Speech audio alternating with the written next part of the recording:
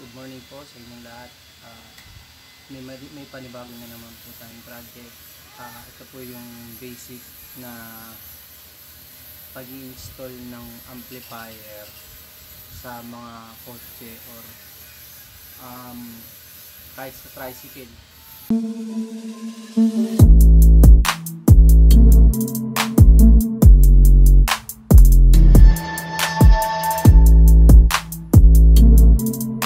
Basic lang din naman po ang wiring. Sa mga marunong, syempre hindi nyo na kailangan. Ito kasi ano lang, personal lang din po ito kasi yung van na nabili ko luma na, sira na po yung mga speaker niya, yung stereo. Kaya ang gagawin ko, i-install lang ko siya ng mga panibagong speakers para po syempre habang nag-drive ka, meron kang sound system. Ibig sabihin hindi boring kasi malungkot pag walang tugtog eh. Habang nagmamaneho, syempre kailangan meron tayong mga sound system. X12 2000 watts amplifier. Yung wirings tuturo ko ngayon din po, tsaka yung sample. So ito po amplifier. Tapos po speaker.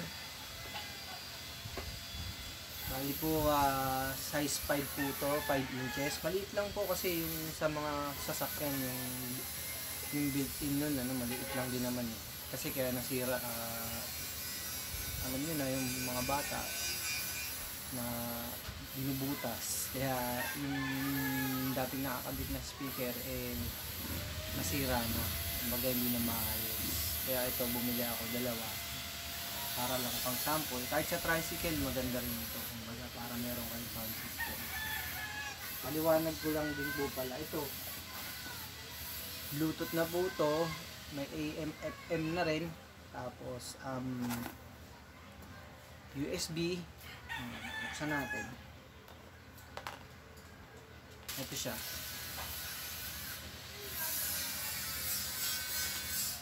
2000 watts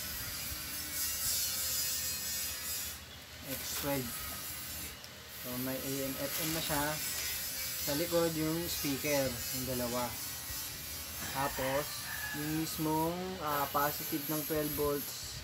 Tapos yung REM, yun po yung remote turn on and turn off. Pag di nyo po nalagyan yan ng wiring kasama dito sa positive, hindi po magpa-power yung itong amplifier.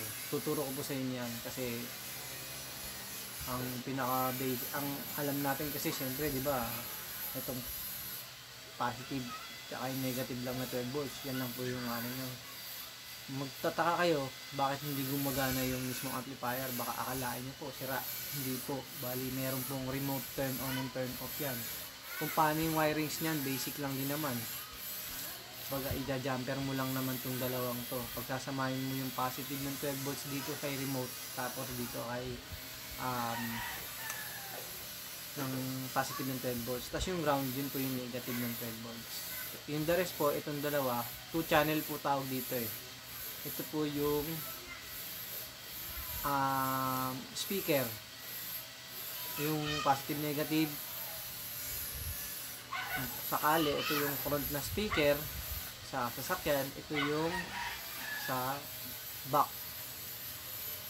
yung rear speaker na tinatawag. Depende sa inyo, pero pwede nyo naman pagsama-samahin lahat. So ang gagawin natin ngayon paganahin na natin para makita nyo yung sample. So wiringan muna natin to.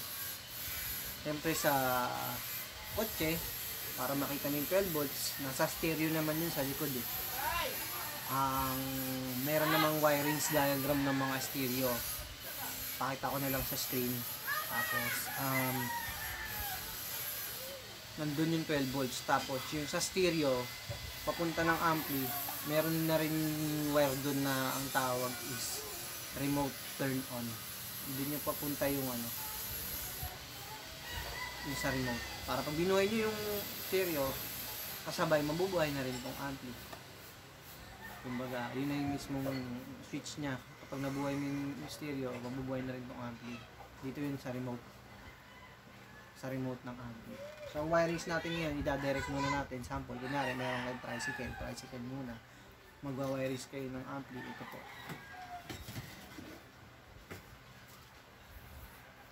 Tapos meron ako ditong 12 volts power adapter. For sample lang muna to. Ang gagawin natin, i-wirings muna natin yung mismong ampli. Naka-jumper po sa 12 volts na positive. Ito po yung positive na yung negative ng 12 volts adapter. So sa sasakyan, syempre, gagawin nyo na lang, gagamit kayo ng multi-tester para makita nyo yung 12 volts kung saan. Ito yung gagamitin para makita nyo kung 12 volts ba yung binabato ng sasakyan. Ito po.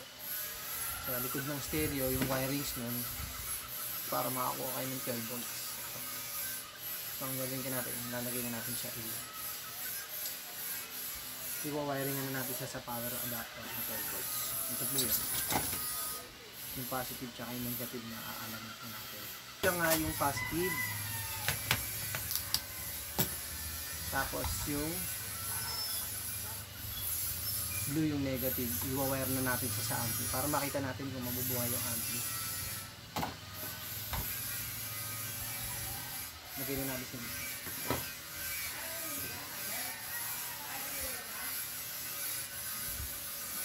Natin ng electrical tape.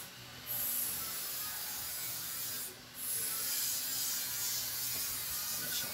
Yung pula dun po sa naka-jumper na remote power on voltage positive. Yung blue po sa ibang adapter, yung black, yun po yung negative. Nalagyan ko lang po ng electrical tape para.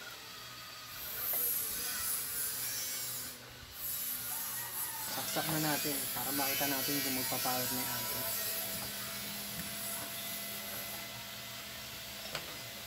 Ayun guys, nag-power na siya.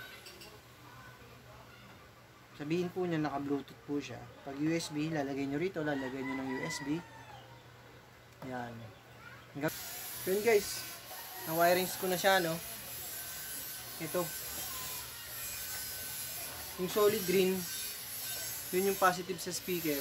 Yung white green, yun yung negative. Pero kung mapapansin nyo, kahit mapagbaliktad nyo, tumutunog pa rin yung speaker. Sabihin, okay lang kahit mapagbaliktad. Pero importante, meron kayong sinusundan. Ayan po.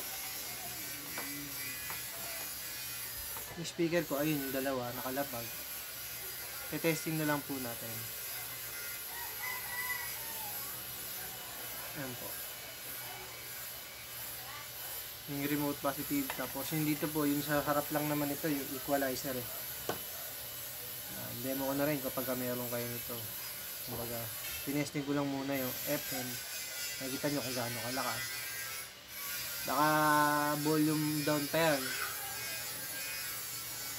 Ito kasi, yung mismong may makikita kayo dyan, lakasan din ng ano yan eh, ng amplifier yan. Pag diniinan nyo yan ng matagal, mapapansin nyo yung sounds lalakas. Yung kabila naman, pag diinan nyo, mapapansin nyo yung sounds hihina. Ngayon, kung may mapapansin kayo dito, yung EQ, yun po yung equalizer niya built-in. Pipindutin nyo pa isa-isa lang po. So, testing na po natin. Power on ko yung yung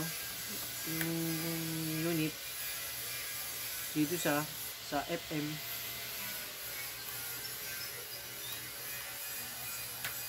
Tapos,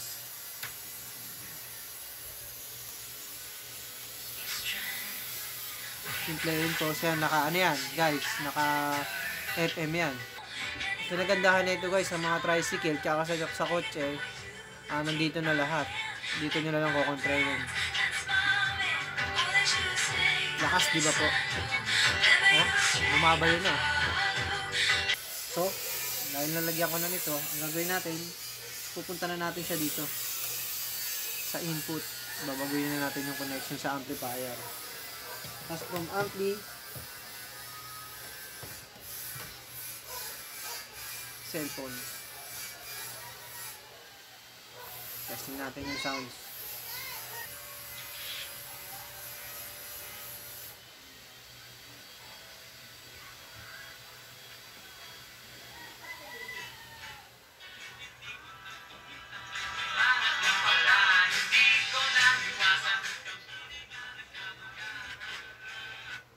Patayin ko na guys.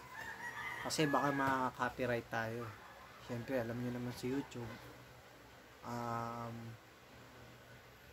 Medyo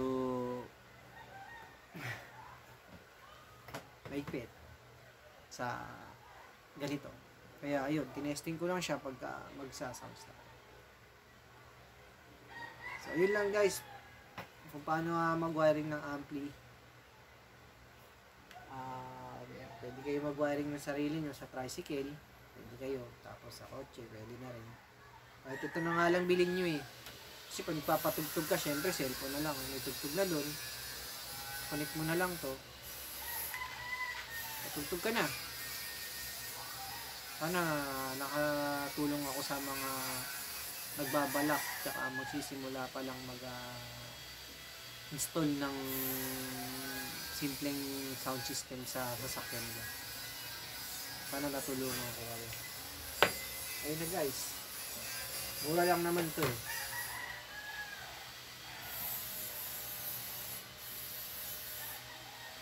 So, i-install ko na lang siya sa sasakyan.